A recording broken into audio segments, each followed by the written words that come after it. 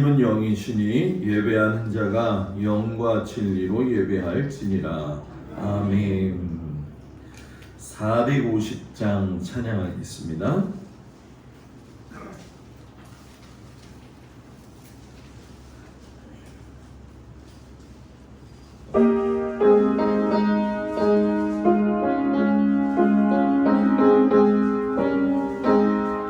내 평생 소원이 높은 주의 일 얻어가 이 세상에 변하는 날 주 앞에 가리라.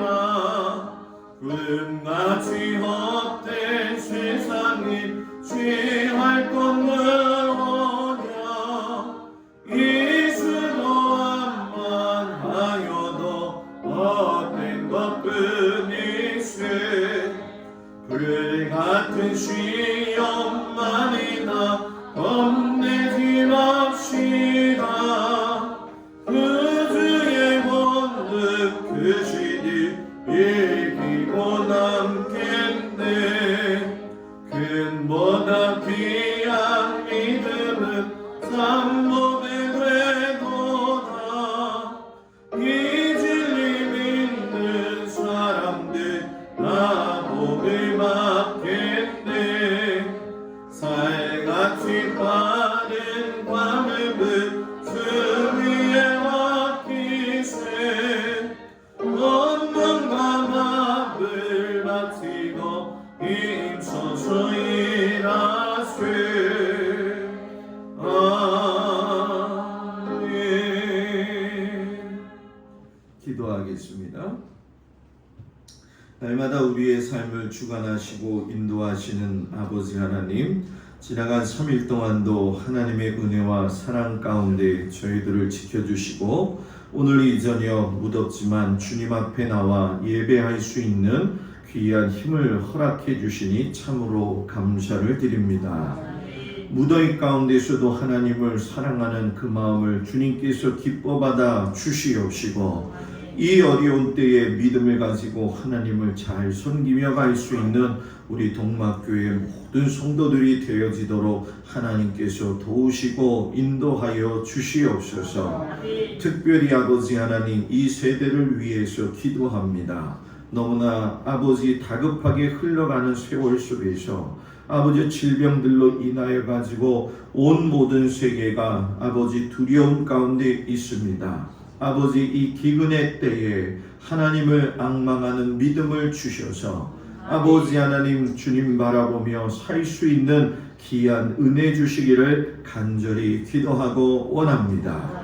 견고하여 하나님 흔들리지 말게 하여 주시옵시고 특별히 주님 앞에 간구하는 것은 모든 성도들의 삶의 터전을 하나님께서 눈동자와 같이 지키시고 인도하여 주시옵소서.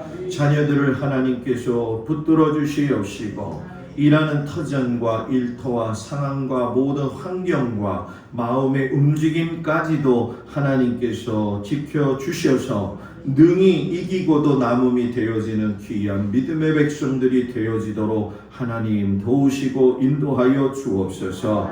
귀한 제단 위하여 기도합니다. 하나님의 은혜와 사랑이 강물같이 흘러 모든 성도들의 가정 위에 하나님 임하게 하여 주시옵시고 무엇보다도 하나님의 원하시는 믿음의 제단 되게 하셔서 아버지여 주님 앞에 인정받는 귀한 제단 되어지게 하시고 귀한 믿음의 성도들 되어지도록 인도하여 주옵소서. 특별히 아버지 더운 날씨 가운데 너무나도 힘든 우리 사랑하는 원로 장로님, 원로 권사님들 또 우리 나이 드신 권사님들 하나님의 은혜와 사랑으로 주님 지켜주시옵시고 모든 성도들이 들녘에 나가서 일터에서 애쓰고 수고하는 걸 하나님 기억하여 주시사 아버지 하나님의 그 오른손으로 붙잡아 주시옵소서. 아버지 하나님 환우들을 위해서 기도하오니 주님 이 환우들을 하나님께서 불쌍히 여겨 주셔서 주님 아버지 앞에 간구할 적에 아버지 환우들의 연약한 모습을 주 예수 그리스도의 보혈의 은혜의 능력으로 덧입혀 주시옵소서. 오늘도 예배드리는 모든 성도들 위해 하나님의 놀라우신 그 은혜와 그 사랑으로 함께하여 주시기를 간절히 예수님의 이름으로 기도드렸습니다. 아멘. 하나님 말씀 보도록 합니다. 창세기 33장 18절부터 34장 17절까지의 말씀을 보도록 합니다. 창세기 33장 18절부터 34장 17절까지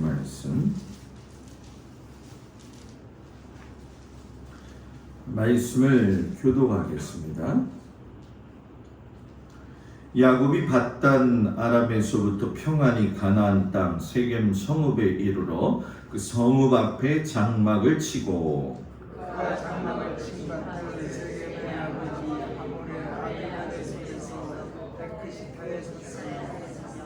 거기에 제단을 쌓고 그 이름을 엘렐로 헤이스라엘이라 불렀더라.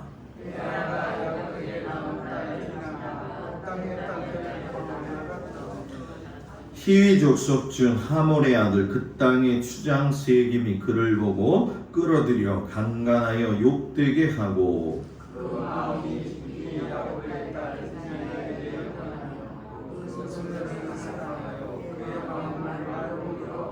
그의 아버지 하몰에게 청하여 이르되 이 소녀를 내 아내로 얻게 하여 주소서 하였더라.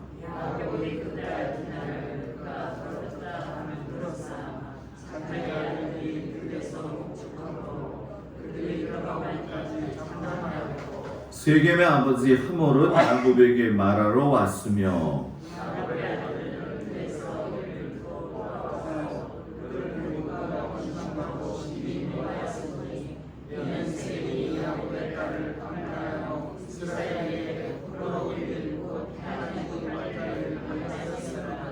하몰이 그들에게 이르되 내 아들 세겜이 마음으로 너희 딸을 연연하여 하니 원하건대 그를 세겜에 주어 아내로 삼게 하라.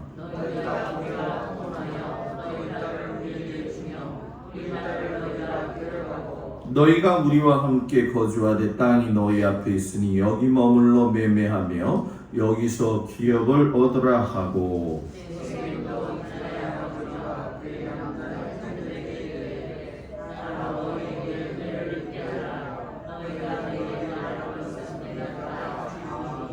이 소녀만 내게 주어 아내가 되게 하라. 아무리 큰 혼수와 예물을 청할지라도 너희가 내게 말한 대로 주리라.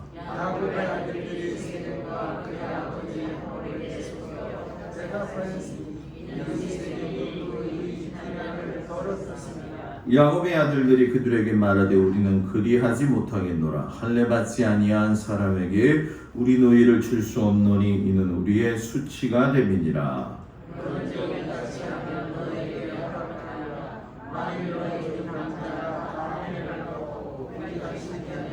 우리 딸을 너희에게 주며 너희 딸을 우리가 데려오며 너희와 함께 거주하여 한 민족이 되려니와 너희가 만일 우리 말을 듣지 아니하고 할례를 받지 아니하면 우리는 곧 우리 딸을 데리고 가리라. 아멘. 기도합니다. 예물 임기자 권사님 드렸습니다. 하나님 귀한 예물 가운데 함께 하시고 또 사랑하는 권사님 가정을 주님 붙들어 주시옵시고 이 저녁에 우리가 야곱의 삶을 뒤돌아보면서 모든 긴장이 해결된 다음에 우리가 어떤 신앙의 태도를 가지고 살아야 되는지 점검하는 귀한 시간 되게 하여 주옵소서. 예수님 이름으로 기도합니다. 아멘. 할렐루야. 오늘 저녁에도 주님 앞에 나온 성도들 주님의 이름으로 축복을 드립니다. 날씨가 너무 더운데도 권사님들, 우리 집사님들 오늘 저녁에 봐서 너무너무 반갑고 반갑습니다. 오늘 저녁에는 긴장이 해소된 다음에 점검해야 될 일이 뭐냐 이런 제목을 가지고 말씀의 은혜를 나누겠습니다.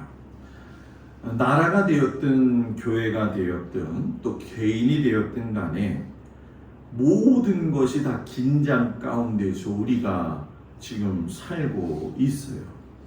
너무 현실적인 문제이기 때문에 다들 공감하실 거라 생각이 되어지지만 이 긴장의 끈이 어느 정도 선은 있어야지만이 또 사람이 살아나가는 데 있어서는 어느 정도의 꼭 필요한 아주 중요한 꼭지점이 된다고도 이야기를 하더라고요. 긴장이 계속 진행이 되어져서 그 긴장을 해결하기 위한 노력을 사람들이 무척이나 많이 하게 되어지죠.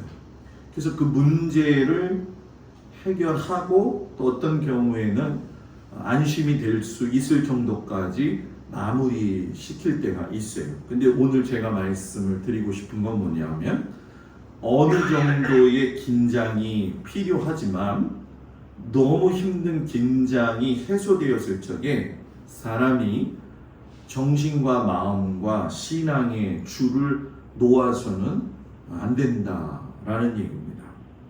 예를 들어서 나라가 긴장 가운데 들어갈 적에는 여러 가지 요소들이 있어요. 뭐 정치의 청렴도가 어떠한지 또는 타락함이 어떠한지 경제가 성장하는데 그 곡선이 상향선이냐 하향선이냐 여기서도 긴장감은 발달하게 되어져 있죠.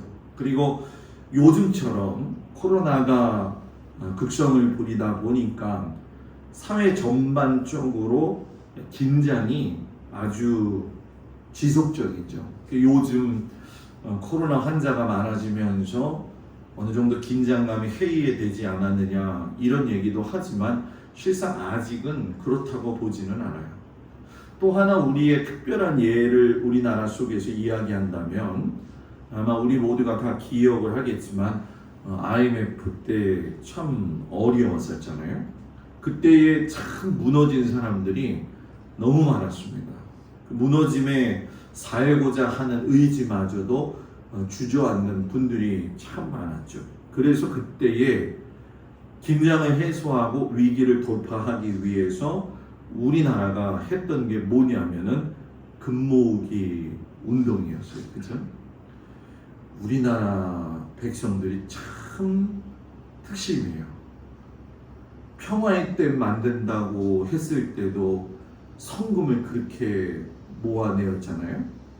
그리고 이 IMF 때도 금 모으기를 통해 가지고서는 이례적으로 외환 보유고 늘리자 해가지고서는 빠르게 그 IMF에서 나올 수 있었던 것도 대단히 특이한 그런 모습이라고 이야기를 하죠.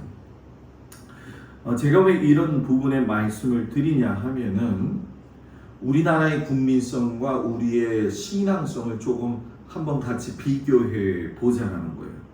실상 신앙도 마찬가지고 우리나라 국민성이 차츰차츰 퇴색되어져 가는 이유 중에 하나는 결국 신앙적으로 얘기하면 믿음의 정신이고 또 사회적으로 이야기한다고 한다면 정신력의 문제라는 거죠. 우리가 어느 선상에서 어떤 생각을 가지고 하나님 앞에서 어떻게 살고 있느냐 요걸 점검하는 것이 믿음의 돌봄이고 정신력의 문제라는 얘기죠. 저는 목사이기 전에 제 스스로가 나는 예수 믿는 그리스도인이다 이렇게 생각을 늘 해요. 목사라는 분명한 타이틀도 중요하겠지만 예수님 앞에서 내가 어떠한 그리스도인으로서 살아가느냐. 그러면 이 살아간다라고 하는 걸 깨닫기 위해서는 내가 현재 존재하고 있는 상황과 위치를 알아야 되죠. 그 환경 속에서 내가 어떻게 살아가는지 그러려면 하나님 앞에서의 많은 시간이 교제할 수 있도록 준비가 되어져야 되고요. 그걸 통해서 자기 자신을 점검하기 위해서는 성경을 통해서 나 자신도 보아야 되겠고 세상 속에서 나를 바라볼 수 있는 어떤 기준점도 가지고 있어야 되죠. 그럼 왜 이렇게 살아야 되겠냐는 거예요. 그것은 무게감이 있기 때문에 그런 거죠. 제가 무게가 많이 나가서 무게감을 이야기하는 게 아니에요. 목사가 가지고 있는 그 무게감. 그리고 저는 목사이기 전에 꼭 제 스스로에게 이야기하는 게 뭐냐면 한 집의 자녀들의 아버지, 그거에 대한 무게감. 여러분들한테는 제가 또 목사지만 또 자녀들한테는 아버지가 되고 부모한테는 자식이 되어지잖아요. 그러니까 사람 사는 것이 정말 긴장의 연속성 가운데 있지만 내 무게가 무게로 느껴지기 전에 그 무게를 무게답게 지킬 수 있는 것이 자기를 돌볼 수 있는 믿음의 기준이 되어진다는 거죠. 야곱에 대한 이야기를 우리가 계속 이야기하면서 야곱의 일생을 보면 계속 긴장이에요. 그죠? 형 에서를 속이고 아버지 이삭을 속이는 긴장감. 거짓말하면 가슴이 떨려요? 안 떨려요? 거짓말을 안 해봐서. 거짓말을 하면 사람이 떨리는 게 정상이어야 돼요. 우리나라 양궁 선수들이 대단히 실력이 좋은 이유 중에 한 가지가 현대에서 엄청나게 지원을 하는데 특이한 게 한 가지가 있다는 거예요. 그게 뭐냐 하면은 한시를 들었을 적에 그 선수의 심박수를 측정하는 거를 만들어서 담대하냐 안 하냐 요걸 체크한다는 거예요. 요번에 안산이라고 하는 선수가 금메달 딸 적에 상대편 선수하고 이 심박수를 갖다가 체크했더니만은 적어도 한 30 정도가 또 낮더라는 거예요. 거짓말하면 두근두근 하는 게 정상이잖아요. 야곱은 이렇게 살펴보면 두근두근 했는지는 성경에 안 나와 있기 때문에 잘 모르겠지만 분명한 건 스트레스 많이 받았을 거다. 스트레스를. 그 스트레스가 지난주에 해결이 되었어요. 형을 만나면서 그 형으로부터 용서를 받죠. 물론 그 용서를 받기까지는 이 약복강 나루에서 하나님하고 엄청난 씨름을 했어요. 그 씨름이 끝남과 동시에 남을 속였던 그 사람, 자신의 이익만을 추구했던 그 야곱에게 형 에서의 만남은 긴장을 늦출 수 있는 아주 좋은 기회가 된 거죠. 꿈에 그리던 고향으로도 돌아갈 수가 있는 거예요. 문제점이 다 해결됐어요. 속이 시원할까요? 안 시원할까요? 시원하죠. 그런데 오늘 성경은 그게 끝이 아니라는 걸 우리에게 이야기하고 있죠. 다 모든 문제가 해결된 것 같아서 놓아놓았더니만 생각하지도 않은 곳에서 문제가 빵 하고 터졌어요. 야곱이 놓쳤다는 거죠. 왜? 긴장감이 풀려지면서. 그러니까 우리도 마찬가지라는 거죠. 신앙의 삶을 살 적에 무엇을 점검하고 살아야 되느냐. 그 중에 하나가 뭐냐면 새 사람으로 변화되는 과정을 늘 살펴볼 수 있어야 된다는 거예요. 뭐라고요? 새 사람으로 변화되어지는 과정을 늘 살펴보라는 거죠. 여러분, 야곱이 물질적인 부가 대단히 많았어요. 실상 형 에서에게 값을 치르지 않아도 되는 거예요. 한국적인 사고방식에서 보면 이렇게 생각할 수 있죠. 형이 뭐 그 정도는 용서해줘야지. 당연히 그래야 되는 거 아니야? 돈이 굳으면 좋을 텐데. 한국적 사고방식이에요. 그런데 고대 근동의 관습은 무엇이었냐면은 화친하는 건 입으로만 하는 게 아니라는 거예요.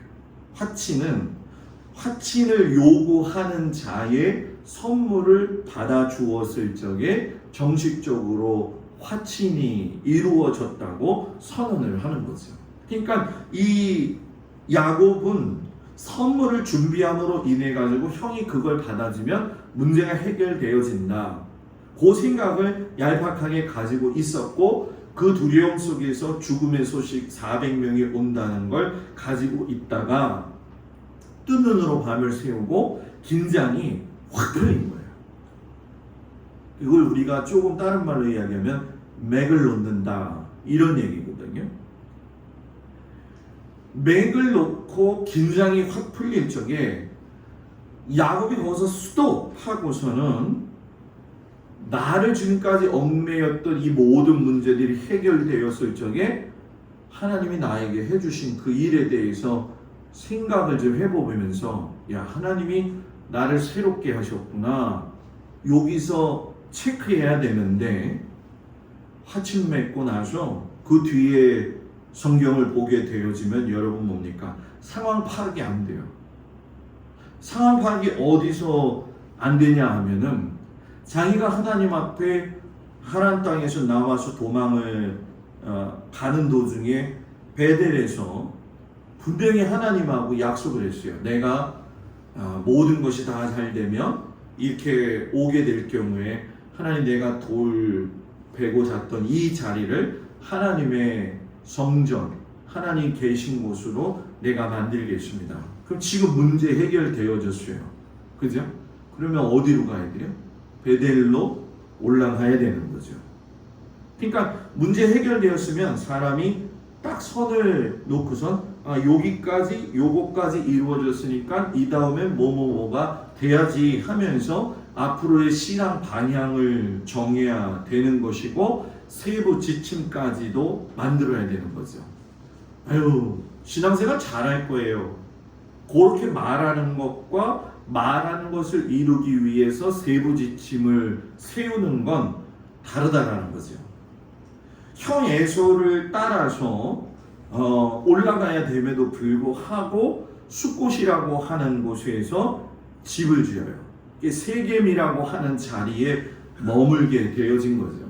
20년 동안 하나님이 그 방랑 세월 동안 하나님께서 자신의 삶을 인도하시면서 도둑질을 했지만 장자의 권한을 축복해 주셔가지고 지금까지 살 수 있잖아요. 그러니까 하나님한테 맞습니다. 하나님, 내가 이 땅에 다시 돌아올 때에는 베델에 가서 내가 베개 삼았던 그곳에 기름 붓고 단 쌓는다고 했으니까 내가 가야지요. 이런 모습이 있어야 되는데 긴장이 딱 풀리고 나니까 마음이 풀어지면서 세겜에서 오늘 말씀에 보게 되면은 베크시타에 돈을 주고서는 땅을 사요. 땅을 산다는 얘기는 여러분 뭔가요? 정착한다는 의미가 되겠죠. 쉬겠다.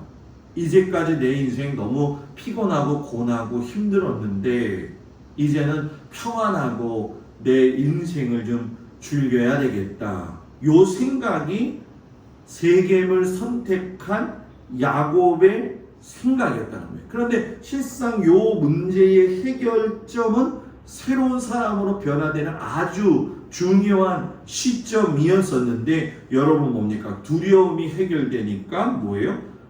편하게 좀 살아보자. 육체적으로 됐든 정신적으로 됐든 세겜성은 물이 많아가지고 가축을 기르기에 아주 편리하고 좋은 거예요. 그런데 여기서 우리가 보면서 느끼는 것이 세겜을 택한 야곱의 모습에는 모든 사람들이 하나님을 다 경험했다고 해서 새롭게 출발하는 것은 뭐예요? 아니구나 하는 것을 느끼게 됐죠. 이 야곱이 세속적인 삶의 스타일이 여전히 벗겨지지 않았다는 거예요. 다시 말하면 이런 얘기죠. 믿음을 가지고 살아도 우리들 마음속에는 세상이 가져다주는 풍요로움에 안주하고자 하는 그 마음이 누구나 다 있다는 거예요. 그러니까 이 안주한다라고 하는 건 가끔가다 우리가 신앙을 이렇게 생각할 때가 있죠. 내 생각의 신념이다. 신앙은 내 생각의 결정이다. 이걸 좀 어려운 말로 이야기하면 내 삶의 철학이다. 신앙하고 연결할 때가 많거든요. 그래서 신앙생활을 이렇게 하면 평안한 삶을 살 것이다 하면서 우리가 신앙을 규정할 때가 있어요. 근데 신앙생활 우리가 해보면서 느끼지만 우리가 부딪히는 현실적인 삶의 문제들 속에서 우리하고 부딪히는 문제들은 상당히 많이 있다는 거죠. 그러니까 신앙의 대상은 나 자신도 아니고 내 생각의 철학도 아니고 세상도 아니면서 하나님에 대한 분명한 대상이 있어야 돼요. 여러분들 오늘도 예배를 누구한테 드리려고 왔느냐? 하나님에게 예배 드리러 왔다는 거죠. 그러니까 하나님 앞에 예배 드리러 온 사람은 손을 놓으면 안 돼요. 하나님 앞에 예배 드리는 사람은 자기의 신앙을 점검하되, 여기서 중요한 거, 점검하니까 세상에서 안정과 풍요로움을 느끼는 게 아니라, 왜? 세상은 언제든지 변할 수 있으니까. 그 변화하는 세상 속에서 선하신 하나님의 섭리와 그 섭리에 대한 믿음을 가지고 사는 거죠. 사는 거. 이게 진정한 신앙의 참모습이라는 거죠. 세 사람이 가져야 될 태도는 하나님에 대한 신뢰예요. 신뢰라는 얘기를 우리가 많이 하는데 어느 정도 목사님 신뢰입니까? 신뢰. 사람을 신뢰하다 보니까 얼마나 상처를 많이 받아요. 그죠? 사람을 신뢰하다 보면 어김없이 무너지거든요. 그런데 우리 하나님은 사람과 같이 않아서 자기 편리주의적으로 우리를 보시는 분이 아니라 우리가 새 사람 된 걸 인지만 한다고 한다면 신뢰관계가 무엇인지 말하지 않아도 알 수 있다는 거예요. 그게 믿음의 뭐예요? 성숙도죠. 믿음의 성숙도. 저는 우리 성도들이 그렇게 성숙되어져 갔으면 좋겠어요. 신뢰도가 있는 거. 제가 여기 와가지고서는 지난번 있었던 교회 원로 장로님하고 시무 장로님 한 분하고만 통화를 했거든요. 근데 어저께 두 분한테 전화가 왔어요. 갑자기 한 분은 좀 우울증을 좀 많이 앓으시는 분이에요. 그 딸이 하나가 있는데 저희 큰 딸한테 와가지고 미술 이 수업을 원데이 스쿨을 해요. 그래가지고 저는 우리 집 소식을, 우리 교회 소식을 뭐 딸하고 얘기하다 보면 많이 할 거 아니에요. 그죠? 그러니까 교회가 그동안에 어떤 일이 있었고 그런 걸 다 알아들었는데 목사님한테 전화를 해야 될까 말아야 될까 그래서 고민하다가 전화를 했다는 거예요. 그러면서 두 가지 얘기하더라고요. 목사님, 나 집 샀어요. 기분이 좋아가지고 매일 이사했거든요. 너무너무 이사하는 게 힘들어가지고 그 딸이 그 엄마 우울증을 이렇게 케어하면서 하는데 노처녀가 됐어요. 노처녀가 시집을 못 가서 지금 42살 정도 되거든요.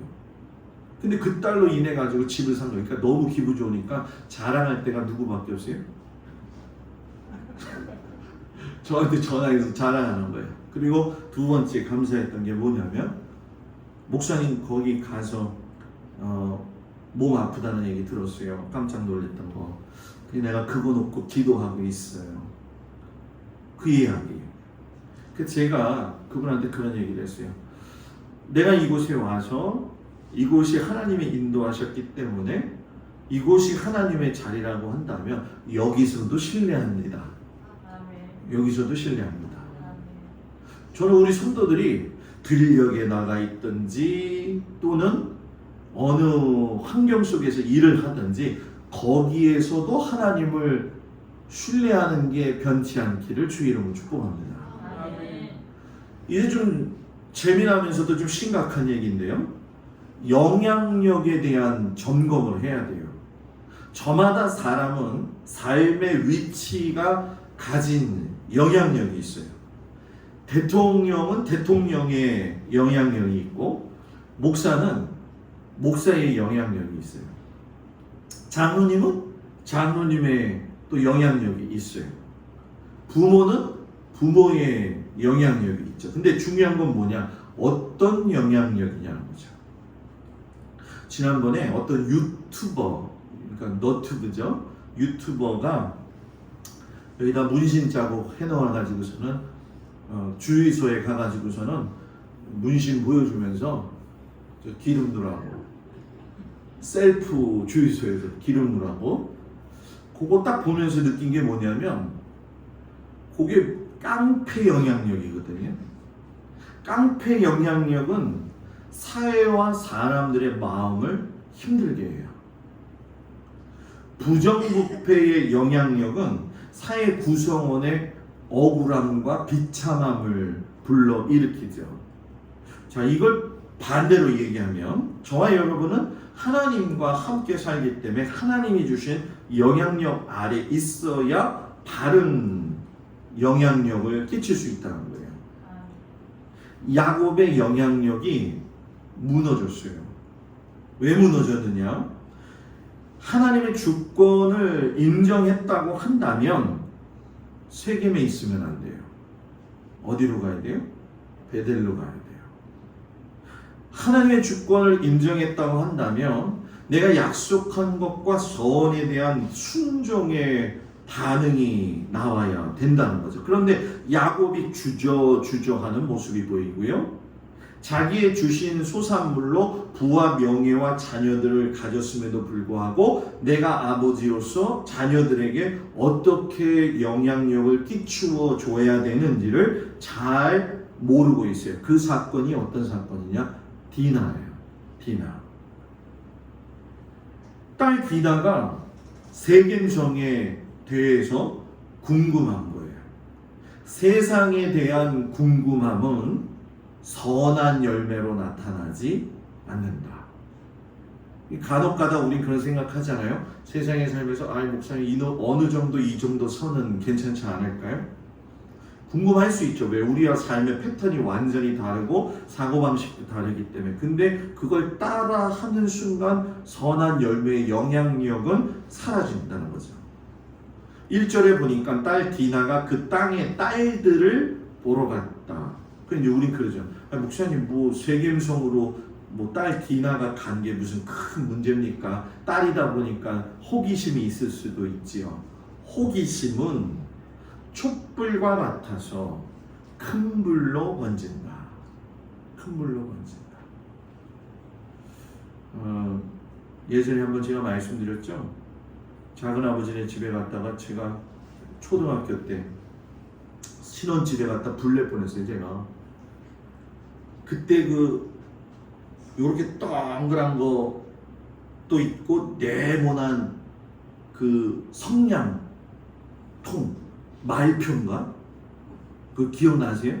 요즘은 성냥 보기가 어렵잖아요. 그때는 그 성냥이 참 좋았어요. 그죠? 그래서 그 신혼집에서 내가 불멍 좀 해봐야겠다. 불멍이 뭔지 아세요? 불 지펴놓고 멍하게 쳐다보는 게 불멍이거든. 그거를 십자로 해가지고서는 한 이 정도 쌓아놨어요. 이 정도. 잿더리 위에다가. 야, 이거 불을 붙이면 어떻게 해야 될까? 호기심. 탁! 확! 올라가가지고 집이 연기로 가득 차가지고 난리가 났죠. 불 다 태워먹는다고. 네? 호기심은 선한 결과가 아니라 좋지 않은 결과가 나온다는 거예요. 그리고 우리는 그런 얘기를 하죠. 이게 있잖아요. 집안 꼴이 이렇게 될 적에는 집안의 내력의 문제가 있는 거예요, 목사님. 이렇게 얘기할 수도 있어요. 그죠?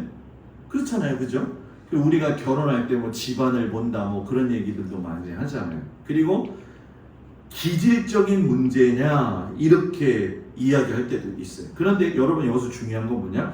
디나의 문제는 기질의 문제도 아니고 집안 내력의 문제도 아니고 죄의 영향력의 문제였다는 거예요. 죄의 영향력은 결국 디나가 큰 어려움을 당해서 강간이라고 하는 결과로 다가오게 되죠. 그러니까 이 디나를 보면서 여전히 느낄 수 있는 게 뭐냐면 아버지가 주저주저하고 우유부단하니까 딸도 신앙에 대한 모습이 알쏭달쏭하다는 거예요. 이 알쏭달쏭하다는 건 자기 위치를 잃어버린다는 거예요. 큰 사고가 날 것 같으니까 운전하다 보면 우리들 운전하는 사람들이 무슨 운전해야 된다 이렇게 얘기해요? 방어 운전해야 된다. 운전을 내가 아무리 잘해도 소용이 없더라고요. 그죠? 와서 부딪힌 거는 피할 수조차도 없어요. 그래서 방어 운전은 뭐냐? 갑자기 일어날 수 있는 상황에 대해서 모든 걸 곤두세우는 거죠. 모든 걸 곤두세워요. 저는 항상 운전을 하게 되면 앞에 있는 것보다도 이 멀리 있는 걸 빨리 체크를 해요. 그래서 돌아가는 상황 속에서 내가 어떻게 운전을 할 것인가 요거를 저는 체크를 하거든요. 왜 그렇습니까? 돌발 상황에 대한 방지 때문에 그런 거죠. 운전을 해도 방어 운전을 해서 습관이 배어 있다고 한다면 신앙도 방어 신앙을 해야 되는데 그게 뭐냐? 절제라는 거예요. 절제하는 거. 죄악 가운데 또는 위험한 일이 있다 할지라도 또는 이 죄는요 특징이 뭐냐면 끌어당겨요. 뭐라고요? 끌어당긴다는 거예요. 자석이 탁 하고 붙는 것처럼. 이 끌어당기는 거에 딸려가지 않으려면 뭐가 있어야 돼요? 적정한 선의 거리가 있어야 되는 거죠. 그래서 좋은 친구를 만들어야지. 좋은 친구 안 만드는 사람들의 특징을 보면 선이 없다. 그냥 끌려간다. 친구 따라 어디 가요? 강남 가는 거예요. 그냥 좋다고. 자기가 에서와의 관계 속에서도 하나님의 문제를 해결하셨고 장자권에 대한 씨름도 야복강 나루에서 해결되어졌고 삼촌 라반하고의 문제도 해결이 되어졌다고 한다면 지금 야곱은 자녀들에게 영향력 줄 수 있는 거리가 굉장히 많은 거예요. 얘들아 좀 모여봐라. 아버지가 이렇게 해가지고 이렇게 어려운 삶을 살다가 이렇게 해갖고 너희들 이렇게 해서 왔다. 하나님을 바르게 경외할 수 있도록 영향력을 끼칠 수가 있는데 그것 쏙 빠지고 형 속였던 거, 아버지 속였던 거, 팥죽 만들었던 거, 내 방식대로 머리 썼던 거 그것만 가지고 있다 보니까 자녀들한테 전수가 안 되죠. 그래서 제일 요즘 시대에 가장 어려운 영적 싸움의 전쟁터는 가정이다. 사회적 구조가 가정을 파탄시키는 게 아니라 가정의 파탄이 사회를 어렵게 하는 거예요. 시대가 아무리 변했다고 해도 가정에서의 문제가 확대되지 않도록 하는 건 부모의 영향이죠. 엊그제 여러분 뉴스 보셨죠? 아들이 아버지를 칼로 찔렀잖아요. 이거 뭐 요즘은 뭐 그냥 웬만한 일이라서 그런지 모르겠지만 놀래지도 않잖아요, 권사님들. 그죠? 네?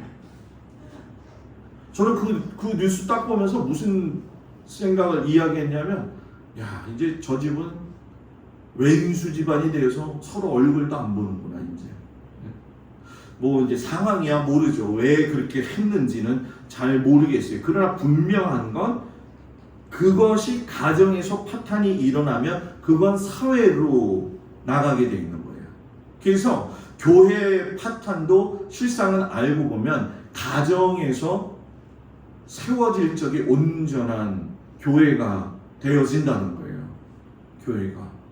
우리는 교회에서 은혜 받고 나가서 거기 가정에서 영향력 끼치는 것도 중요하지만 가정에서 하나가 되어져서 선한 영향력이 또 교회까지도 가야 되는 거죠. 디나가 아빠의 모습에서 하나님 섬기는 모습을 못 봐요. 모델이 없으면 모델은 내가 된다. 자, 이 이야기는 대통령이 모범을 보이지 않으면 누가 올바른 리더십의 대통령이 되어질 수 있겠냐는 거예요. 목사의 삶이 어려운 게 여러분 어려울까요? 안 어려울까요? 저는 목사의 삶의 제일 어려운 부분은 뭐냐면 설교를 청산유수 같이 하잖아요. 그죠? 설교를 이게 생각해봐요, 권사님들은. 입장 바꿔서 장로님이 목사님이라고 생각해봐요. 네? 장로님. 저는 고개를 또 왜 툭 떠주셔요. 생각해봐요, 장로님, 권사님, 우리 성도님들 한번 생각해봐요. 저는 이게 제일 부담스러운 게 뭐냐면 일주일 설교회, 주일 아침 저녁, 주 1, 2부, 수요일 1년에 기본적으로 설교를 하게 되면 몇 번 할까요? 빨리 산수 좀 해보세요. 적어도 신방 설교까지 하면은 600회는 할 거예요. 그러면 30년 목회하면 아우 계산도 안 되네. 아우 청산유수지 뭐 그냥 입만 틀면 막 나와 그냥 이제. 근데 문제는 뭐냐면 제가 제 스스로한테 묻는 게 뭐냐면 넌 그렇게 사냐? 이거 숙제예요 저한테. 숙제. 그냥 목사가 진짜 어떤 친구들처럼 편안하게 그냥 쭉 하면서 목소리 깔면 다 은혜가 넘치면 그것도 좋은데 그것도 아니고 제일 좋은 게 뭘까? 성도의 삶을 살 수 있도록 목사가 도와줘야 될 게 뭐냐? 저는 이거 늘 고민이거든요.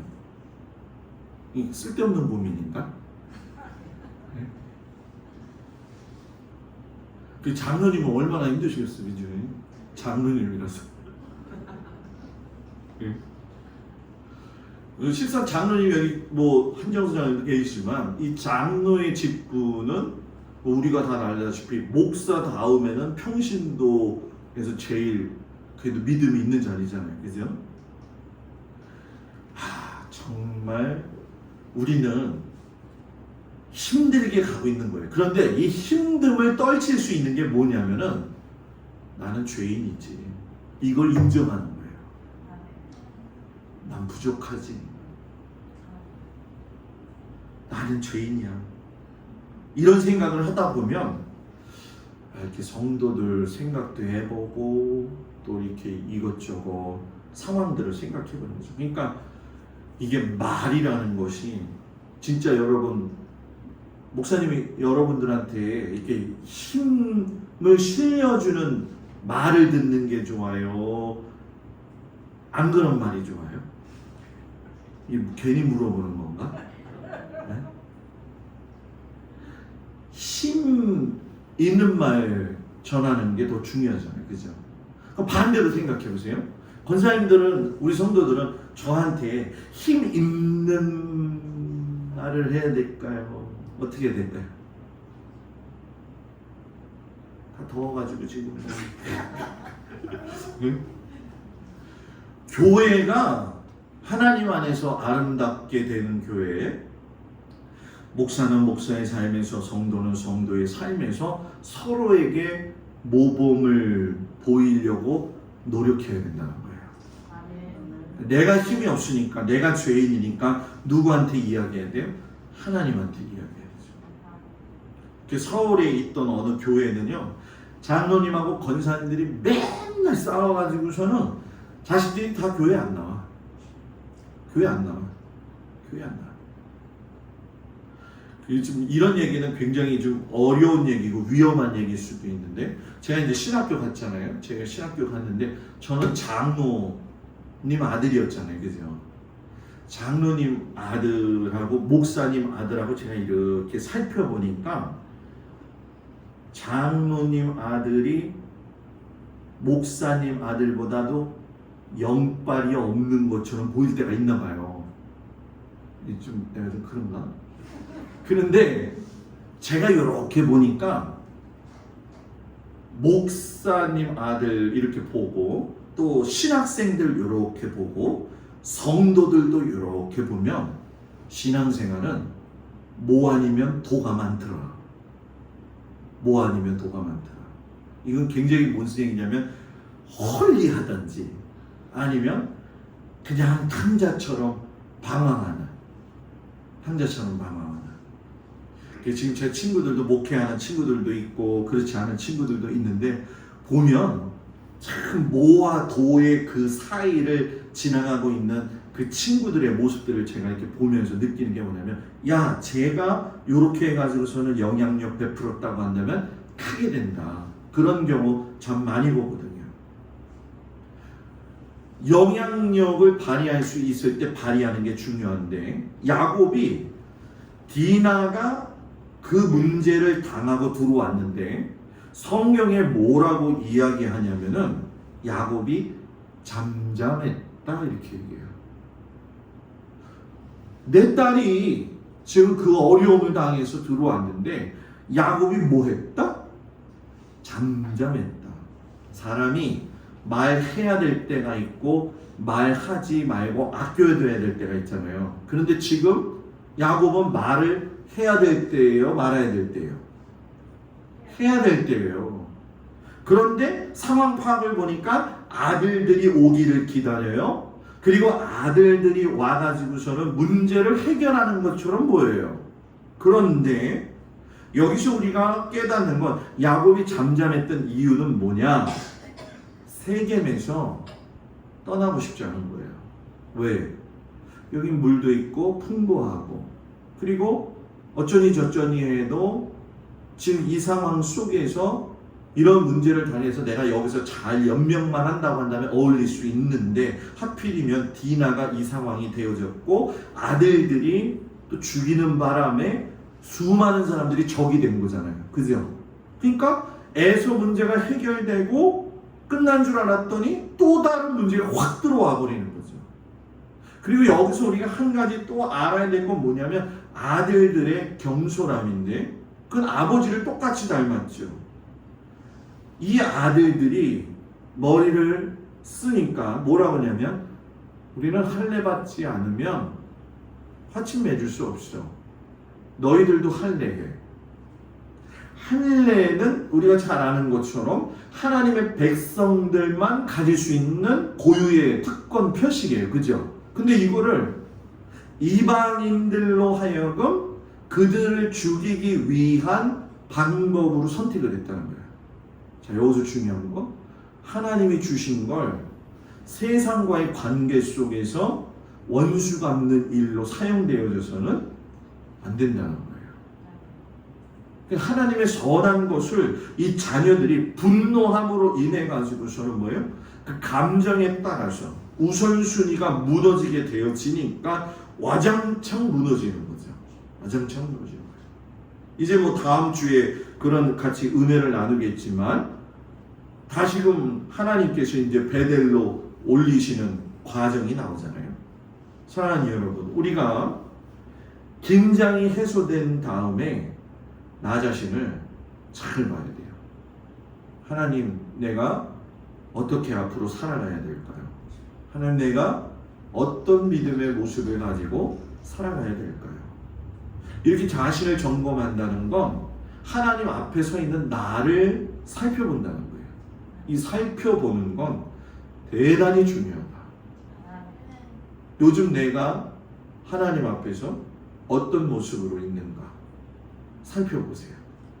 그리고 길을 다 이렇게 잡아가지고 하나님과 이게 관계의 삶이 벌어지지 아니하고 위태위태하지 말고 주님 안에서 깊은 평탄함의 은혜, 그걸 누리는 우리 성도들 되기를 주님의 이름으로 축복을 드립니다. 기도합니다. 하나님, 긴장이 해소된 다음에 우리들이 나 자신을 살펴봄으로 인해 가지고 하나님 앞에서의 삶의 모습이 어떠한지를 잘 새겨서 믿음으로 살아갈 수 있는 우리 모두가 되어지도록 함께하여 주옵소서. 예수님 이름으로 기도합니다. 아멘. 할렐루야. 우리 옆 사람하고 인사합니다. 샬롬. 한 번 더 인사할까요? 더운데 어떻게 지내세요? 오늘 제가 이렇게 보니까 마음이 조금 아파요. 권사님들이 피곤해가지고 힘들어하는 모습을 보니까 너무 마음이 아파요. 그래서 주일날 갈비탕 준비해. 그래서 말복을 좀 보낼 수 있도록 좀 해주시고, 저도 요즘 손님 치느냐고 힘들어요. 어저께는 동생네 왔다 가고, 또 오늘은 목사님 네 분이 저기 전북 진안에서 여길 찾아오셨어요. 그래서 우리 기홍렬 권사님이 좀 배려해 주셔서 거기다 숙소를 좀 마련해 드렸고, 다음 주 주일날도 또 이렇게 베풀 수 있는 또 섬김의 자리로 또 이렇게 들어오신다고 하더라고요. 그래서 그래, 내가 여기서 해야 될 건 또 그런 거지 하면서 굉장히 지쳐있는 목사님, 사모님들 많거든요. 그래서 그분들 이렇게 좀 배려한다 요즘 생각하고 헌신하고 있는 중입니다. 날씨가 더운데 권사님들, 우리 장로님들 무엇보다도 몸 관리 잘 하시고, 오늘 저녁에 더운데 오늘 예배 많이 나오셔서 감사드리고 하나님 기뻐하실 줄 믿습니다. 우리 주님과 진짜 우리 김종숙 권사님 따님도 오셨어요. 만나서 반갑습니다. 주님 가르친 기도로 예배 마칩니다. 하늘에 계신 우리 아버지여, 이름이 거룩히 여김을 받으시오며 나라의 마옵시며 뜻이 하늘에서 이루어진 것 같이 땅에서도 이루어지이다. 오늘날 우리에게 일용할 양식을 주옵시고 우리가 우리에게 죄진 자를 사하여 준 것 같이 우리 죄를 사하여 주옵시고 우리를 시험에 들지 말게 하옵시며 다만 악에서 구하옵소서. 나라와 권세와 영광이 아버지께 영원히 있사옵나이다. 아멘.